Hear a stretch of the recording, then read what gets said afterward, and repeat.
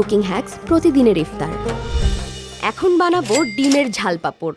এর জন্য লাগবে চালের গুঁড়ো 1.5 কাপ, ডিম 1টি, 1 টেবিল চামচ ধনিয়া পাতা কুচি, টমেটো কুচি আধা কাপ, 1 টেবিল চামচ পেঁয়াজ কুচি, কাঁচামরিচ কুচি 2-3টি, পরিমাণ মতো লবণ, পানি পরিমাণ মতো, ভাজার জন্য তেল, সাজাবার জন্য লেটুস পাতা এবং টমেটো।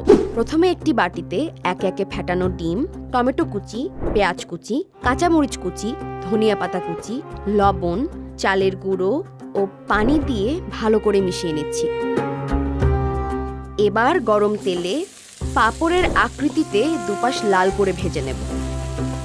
ভাজা হয়ে গেলে পাত্রে তুলে টমেটো ও লেটুস পাতা দিয়ে সাজিয়ে পরিবেশন করছি দারুণ মুখরোচক ডিমের ঝাল পাঁপড়।